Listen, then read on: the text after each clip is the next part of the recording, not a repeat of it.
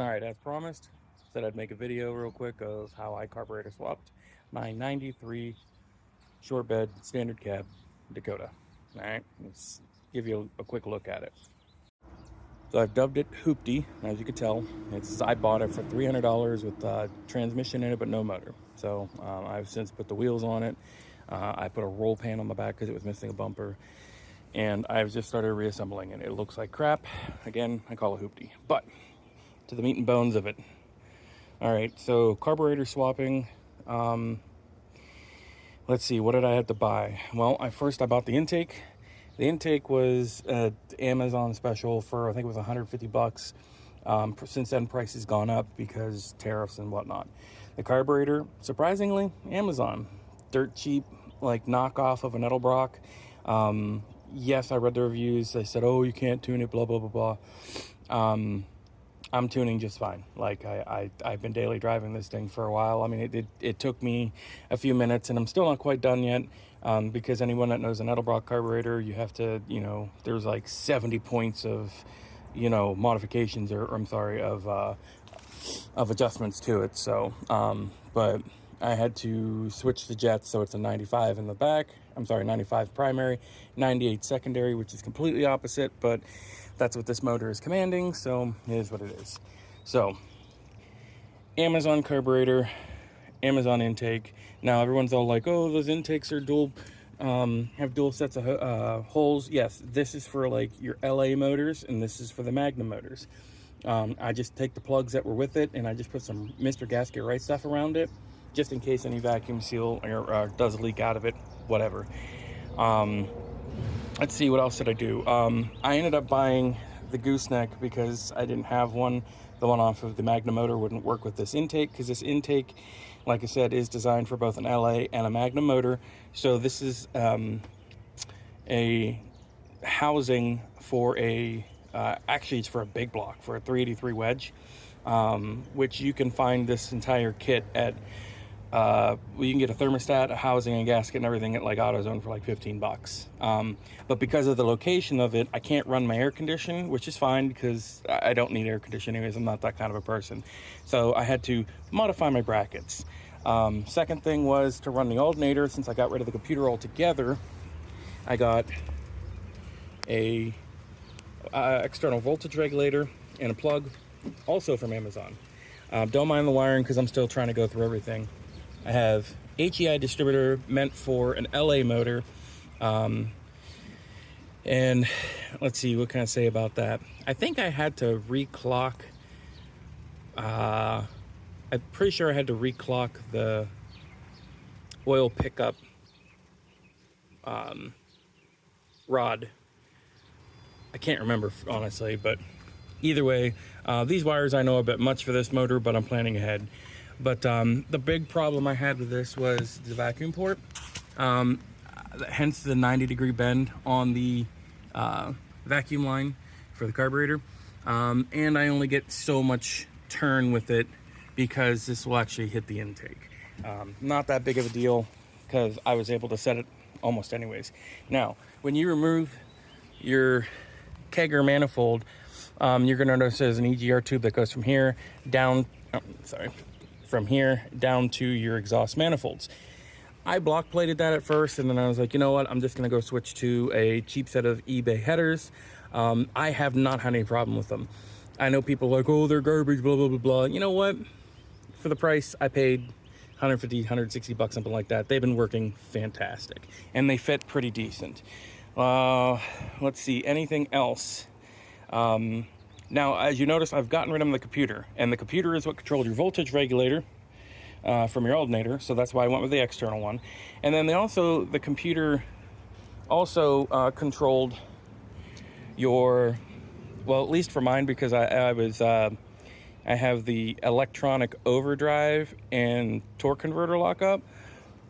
So I end up having to install switches here because, I mean, they work, but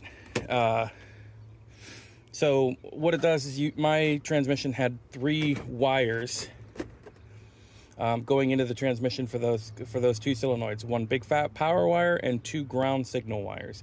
and the computer would send a ground signal whenever they wanted whichever solenoid to hook up. So these are actually hooked into grounds. They're not powers.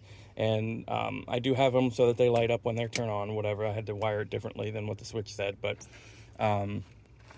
again, so when I'm driving down the road and I want to go into overdrive, I actually have to lock the converter in with this one first, and then lock the transmission overdrive in, and it'll eventually kick in. And then I'm free to take them and disconnect the torque converter from going up a hill or whatnot like that. And that seems to work just fine. Now, they do make $100 kits for pressure sensors to thread into the side of the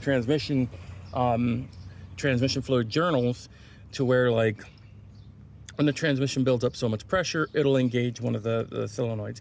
I just didn't want to spend $100 on that because I do plan on converting this to a manual.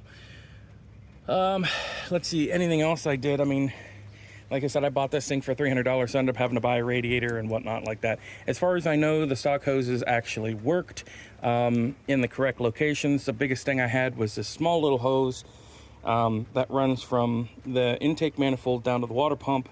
That was a bear, but they normally are. Oh, the other thing was this bracket for the throttle.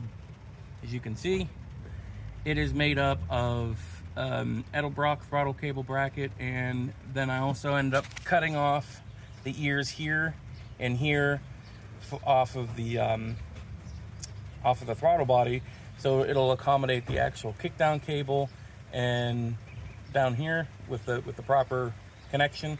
I'm sorry, with the proper hole design for that, as well as the throttle cable. And then I just had to weld it together, drill some holes and stuff. That was a modification that, yeah. Aside from that, I think everything else should work for you. If you have any questions, leave a comment or whatnot. But like I said, don't mind the wiring. That's an ongoing thing because, I have to go through all that. All right, hope that helps you. I did want to mention before I posted this, though, I highly recommend downloading a wiring schematic for your year Dakota. It'll help you identify the proper wires that you need to modify with. That's, like I said, you saw all of that glob of wiring harness I still got to go through and eliminate, because I've pretty much got it all narrowed down to the wires that I'm going to use. As far as your HEI, it just ties into, for me, it was a blue wire that ran through almost every system, including the voltage regulator and everything like that. It just tied into that. That was a signal wire to say, hey, ignition's on. So it's pretty simple. The other thing I wanted to talk about was, you saw me flopping around the gauge pod that I have on my A-pillar. I have two gauges in there. I have a tach, since the tachometer wouldn't work because it won't work without the computer. And so I bought the little 2-wire plug that you're going to need for the distributor, so you can tie into your ignition source. And the other one was the tach. And I got a little tach, put it in that A-pod, and then the other gauge, and I highly recommend doing this when you do a carburetor swap, is to remove your O2 sensor and actually go buy a $70 kit that has a wideband in it. And it's a simple, installation and whatnot. Now, what that does is that really lets you fine-tune the carburetor using air-fuel, ratios or whatnot. Don't let that intimidate you. Do a little reading in it. You'll be fine. And like I said, it helped me identify that I needed to switch the jets, front and back, and I need to play with my power valve a little bit. I believe the nozzles is what I got to work with. And all of that adjustment is basically due to the fact that it was a computer, controlled injected camshaft design, and I'm switching to a carburetor. Now, most people would argue with me about that, but the lobe profile is different between, it's shaped differently because of the injection style.